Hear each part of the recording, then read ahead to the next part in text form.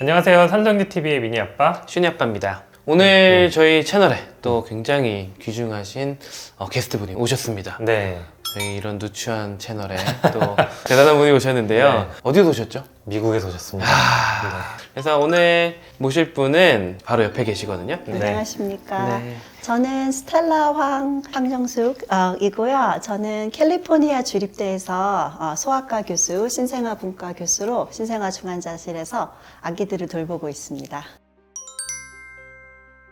한국에 있는 많은 분들에게 신문에서 많이 맞아요. 인사를 드렸었잖아요. 네. 제가 첫 책을 계약하게 되면서 한겨레 20일에 연재할 수 있는 기회도 같이 얻게 돼서요. 네. 네, 한 1년 조금 넘게 여기는 신생아 중환자실이라는 네. 칼럼을 3주에 한 번씩 연재했어요. 근데 특별한 아기랑 가족들의 이야기를 나누었더니 많은 관심을 받았거든요. 그걸 계기로 또 첫 번째 책도 작년 가을에 나왔고요. 네.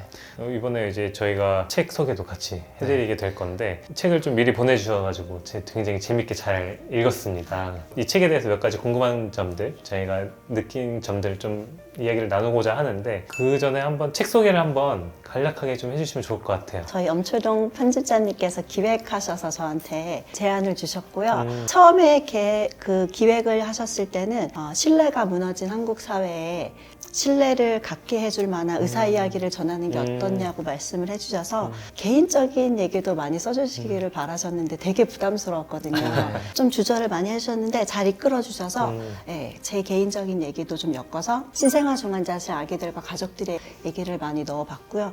또 혹시나 미국 대학병원, 의대, 의료 사회라든지 이런 것에 관심이 많으실 것 같아서 그런 부분도 조금씩 넣어서 재미있는 요소도 좀 넣고 주제는 결국에는 공감이거든요. 네. 의료진이 힘든 것도 공감으로 좀 극복할 수가 있고요. 의료진이 공감을 통해서 환자하고 가족들에게 다가갈 수도 있고 더 좋은 치료를 할 수도 있고요.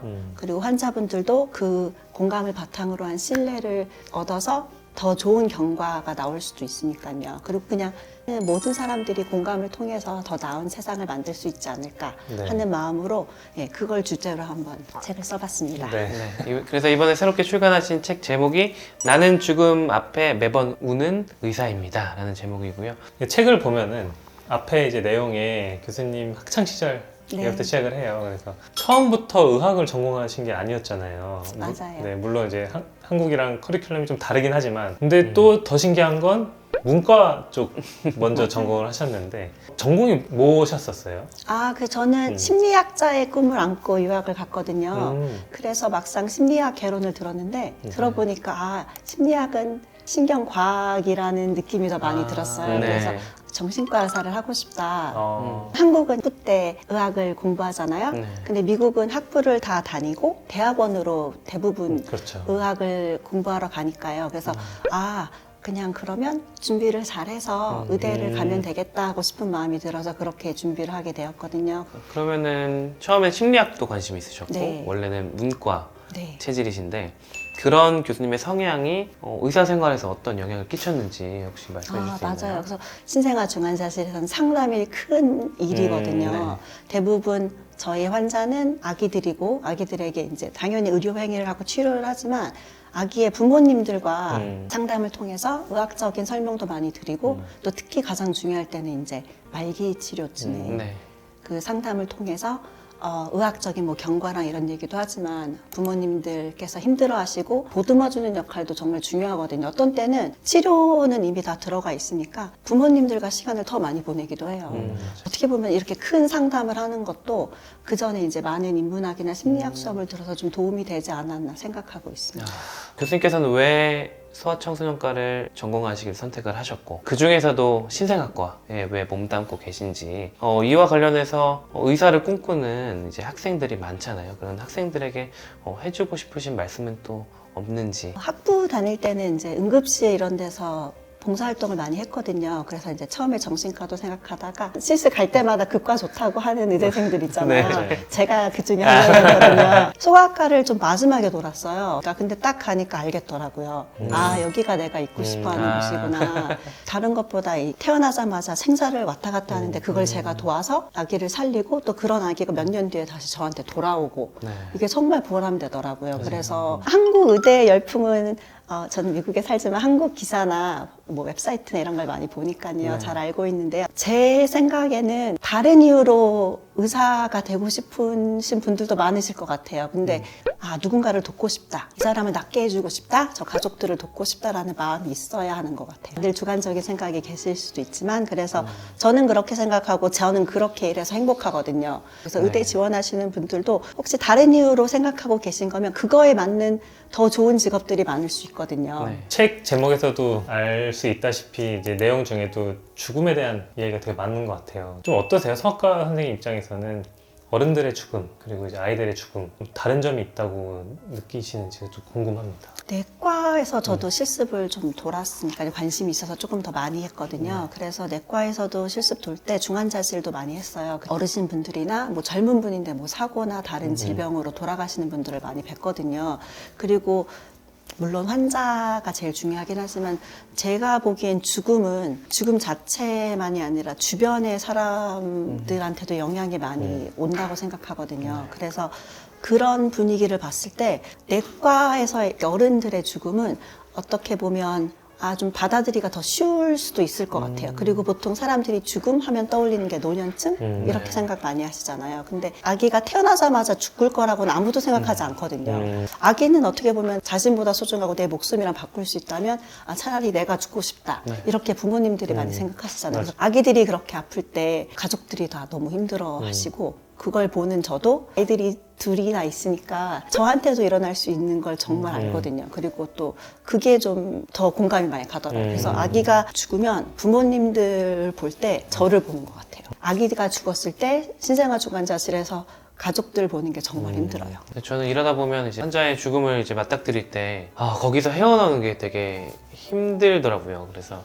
교수님께서는 어떻게 그런 환자의 죽음을 극복하시는지 그런 게 좀 궁금합니다. 정말 많을 때는 자주 보거든요. 저는 또 주로 28주 미만, 뭐 1kg 안쪽의 아기들을 주로 돌보는데 그런 아기들 같은 경우는 제가 막 몇 주, 몇 달을 보다가 갑자기 큰일이 생기는 경우도 많잖아요. 어떤 죽음이든지 저는 정말 힘들거든요. 그래서 극복하려고 하지도 않고요. 극복하려고 하는 게 어떻게 보면 이 아기의 생을 내가 부정하는 것 같다? 이런 생각이 들어서 그냥 안고 가요. 고통은 피할 수 없지만 괴로움은 선택할 수 있다 이런 말 같은 거 있잖아요. 그래서 저는 책을 통해서 스트레스도 많이 풀고요. 또 배우는 것도 많거든요. 그래서 기억하고 아프고 고통은 있지만 제가 괴로운 건 좀 벗어나려고 노력을 해요. 저는 책을 읽으면서 그 한국과 미국의 의료 현장의 모습이 다른 게 신기한 걸 되게 많이 느꼈거든요. 그 중에서 가장 신기했던 것 중에 하나가 한국에서는 의사들이 보통 병원, 진료실에 좀 갇혀 있다는 생각이 들어요.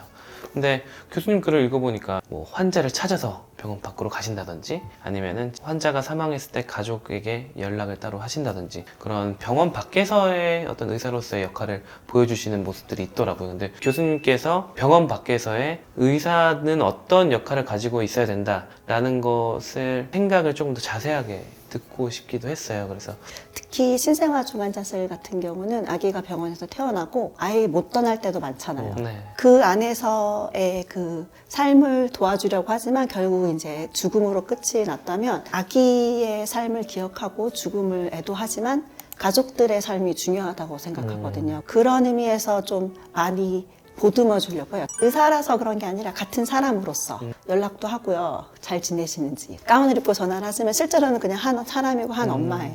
공감도 해드리고 그리고 앞으로 잘 지내실 수 있게 위로도 해드리고. 정말 많은 아이들을 보셨지만 그중에 좀 기억나는 아이가 있다면 좀 소개 좀 정말 해주세요. 많은 아기들이 생각이 나는데요. 그 중에서 한 명을 굳이 뽑자면 저 책 마지막 꼭지에 있던 카일이라는 아기인데요. 정말 드문 유전질환 때문에 인지장애도 심하고 혼자서 숨도 못 쉬고 밥도 못 먹어서 목이랑 이제 배에 구멍을 뚫어서 인공적인 방법으로 이제 생을 영유해 가야 하는 그런 아기여서 저희 병원에서는 대부분 삶의 질을 중시하니까요. 삶의 질이 떨어지니까 아기를 보내주는 게 맞지 않냐. 그러니까 자연적인 죽음을 허락하는 거죠. 그렇게 얘기를 많이 했는데 가족이 그걸 원치 않아서 여러 번의 수술을 하고 많은 고비를 넘기고 겨우 집에 갔어요. 대부분의 의료진들은 그 가족의 선택에 대해서 반대를 표시했죠. 저도 물론 그 중에 한 명이었고요. 결국 부모님께서는 이제 다 하길 원하셔서 다 해서 퇴원을 시켰어요. 그랬는데 나중에 보니까 인지장애는 정말 심하고 여전히 그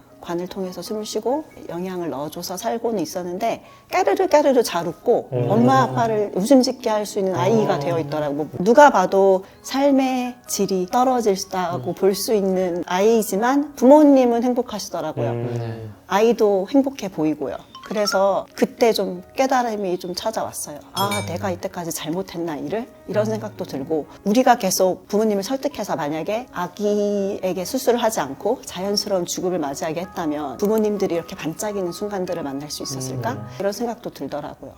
그래서 그런 거 보면 아, 이때까지 우리가 놓친 칼 같은 아기들은 얼마나 많을까? 이런 생각도 들어요. 제가 이걸 느낀 것만큼 오늘 영상 보신 분들 중에서도 정말 교수님 말씀 한마디 한마디에 굉장히 감동을 받으시고 공감을 하시는 분들이 많으실 거라고 생각이 들어요. 근데 이 책 읽어보시면 짧은 영상에서 다 담지 못한 되게 깊은 내용들이 많거든요. 그래서 많은 분들이 좀 이 책 읽어보셨으면 좋겠고요. 그럼 마지막으로 책을 읽으시는 독자분들이시거나 아니면은 특히 NICU에 아이를 둔 부모님이 계신다면 그분들께 마지막으로 한 말씀만 좀 부탁드려도 될까요?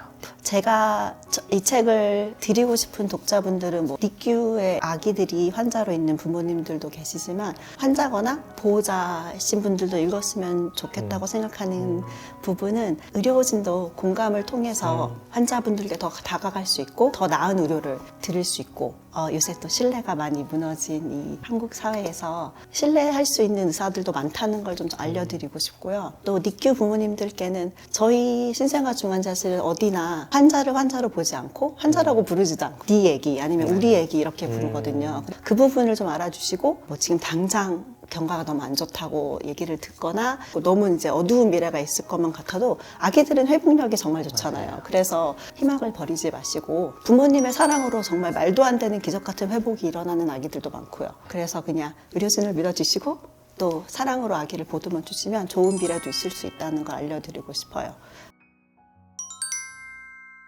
또 우리 출판사에서 또 감사드리게도 구독자분들께 이벤트를 준비해 주셨습니다. 총 5분께 책을 선물로 드릴 텐데요. 그냥 드리면 섭하죠. 일단은 댓글로 막 태어나서 신생아 중환자실에 입원해서 고생하고 있는 아기들 그리고 그 부모님들을 위한 응원의 메시지 좀 남겨주시고요. 그 응원의 메시지 남기신 거를 캡처해서 저희가 구글 폼지에다가 좀 첨부하실 수 있게 해놓을게요. 그러면 거기에 첨부하시고 거기 설문지 내용 쭉 작성하시면 저희가 그 작성하신 분들 중에 총 5분 선정해서 책 선물로 보내드리도록 하겠습니다. 오늘 이렇게 저희와 함께 긴 시간 인터뷰 해주셔서 감사드리고요. 저희 영상 시청해주셔서 감사합니다. 감사합니다.